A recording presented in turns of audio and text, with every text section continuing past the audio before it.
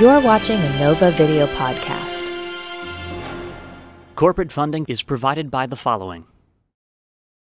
Foundation funding is provided by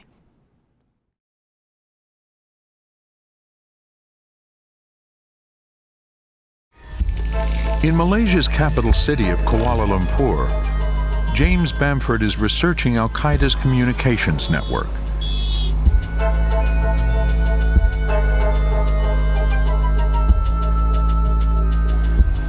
In a busy cafe, he types out an email message to Nova's producers in Boston. Bamford's message is harmless, but contains the kinds of keywords and phrases that NSA supercomputers are programmed to detect. Phrases like, blow up the White House, destroy the Capitol building, biological warfare. When he presses send, Bamford's message is instantly mixed in with dozens of other messages on the same wireless network. Then routed to a large telecommunications center in the city. There, voice calls are converted from analog to digital signals and streamed as pulses of light through a fiber optic cable that dives into the South China Sea off Malaysia's coast. Along the way, Bamford's message is merged with thousands of phone calls, emails, and faxes in dozens of languages from hundreds of Asian cities.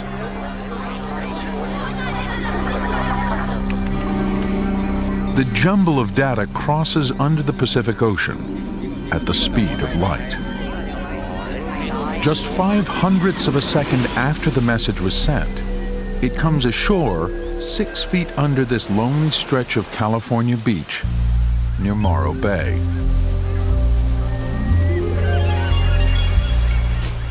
There, beneath screeching gulls and surfers in wetsuits, Asian communications stream in.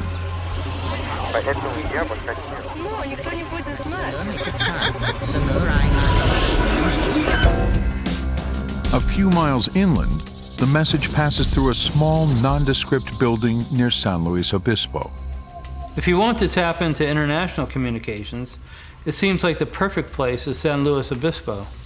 That's where 80% of all communications from Asia enter the United States. But under NSA's new orders, they don't tap in here. Instead, the cables run straight from San Luis Obispo to a building in San Francisco.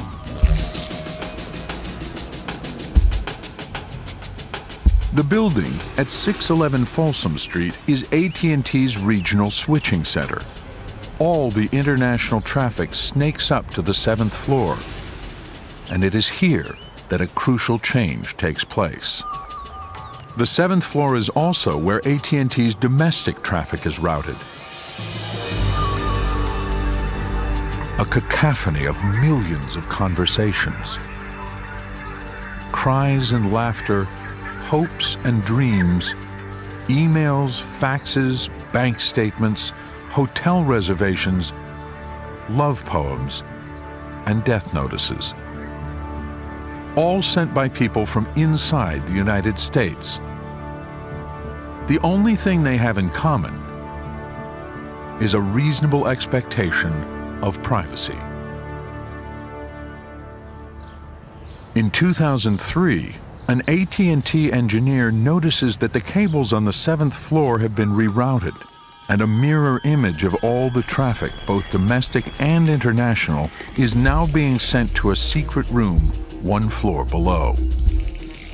It was obvious that this was some kind of NSA installation. I figured out that what they were doing was a blind, wholesale copying of the entire internet data flow, and this meant randomly scooping up huge amounts of purely domestic data as well as international data.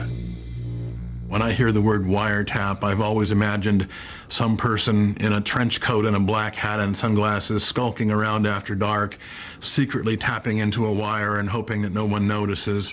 But what they've done in that facility is, by full light of day, they've cut the fiber optic cables and then reconnected them in a splitter What they have built is a facility that is capable of monitoring absolutely all data communication through it.